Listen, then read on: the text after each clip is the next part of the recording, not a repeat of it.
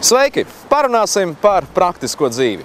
Visticamāk, aiz šo namu sienām daudzos dzīvokļos atrodas daudziem labi pazīstams līdz sāpēm zināms objekts – vecā labā padomju laika čuguna vanna.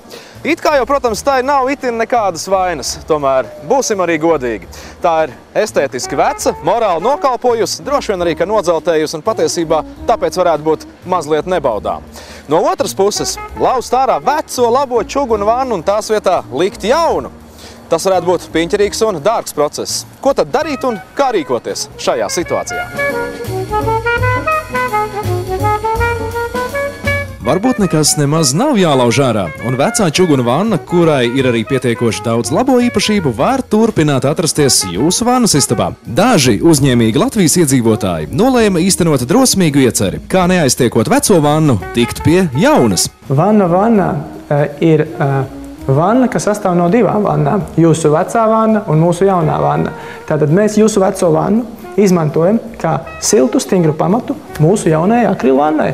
2 stundās vanna tiek ieklāta un jau nākamajā dienā tā ir lietojama. Viena no galvenajām šādas vannas priekšrocībām, ja paneļu mājā visi tuvākie kaimiņi dzirdēs, kā laižat akrila vannā ūdeni, tad ar vannu vannā nekas tam līdzīgs nenotiks, pateicoties apakšā esošiem čugunam. Vecā pamatne arī ļauj pēc iespējas ilgāk noturēt siltumu. Turklāt šāda vanna ir stabila. Tieši šeit no akrila loksnes sākas jaunās vannas mūžs. Būtiski, ka loksnes nav porainas, tāpēc laika gaitā vanna nezaudēs ne formu, ne arī krāsu. Loksne nokļūst starp milzīgiem sildītājiem, līdzīgi kā mīkla vafeļu pannā, tikai atšķirība ir tā, ka sildītāji nepieskaras pašam materiālam. Kad loksne ir uzsilusi līdz vajadzīgajai temperatūrai, no tās tiek veidota forma, līdzīgi kā šokolādes konfekšu kastes plastmasas daļa, kurā katrai konfektei izveidota precīza un perfekta dobīte. Padomju laika vannām ir 8 veidi, un katrai no tām tiek pielāgota forma.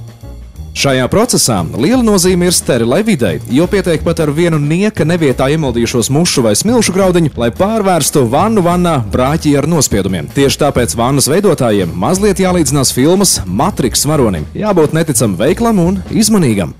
Pēc dzimšanas jaunas atdzesētas vannas dibens tiek vienmērīgi noklāts ar stikla šķiedras slāni. Tad vanna nonāk kaltētavā, kur vienas dienas laikā sacietē. Un vēl tikai viena sīka, bet ļoti nozīmīga darbība – vannas malu apgriešana. Pēc tās vanna ir pilnībā gatava nonākšanai jūsu vannas istabā.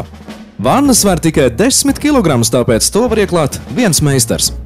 2 stundu laikā tiek iegūta jauna vanna, un nav ko satraukties. Neviens pat nenojautīs, ka zem jaunās skaistās vannas slēpjas vecā čuguna vanna. Svarīgi, ka pēc vannas ieklāšanas vannas istaba paliks tieši tāda pati kā pirms meistara atnākšanas, nekādu drazu vai netīrumu.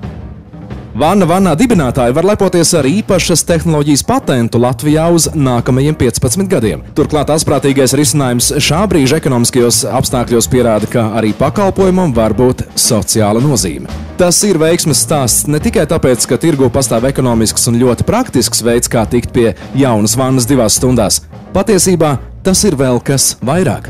Pie mums strādā lojāli darbinieki. Darbinieku skaits ir 11. Un mēs esam ļoti apmierināti ar saviem darbiniekiem.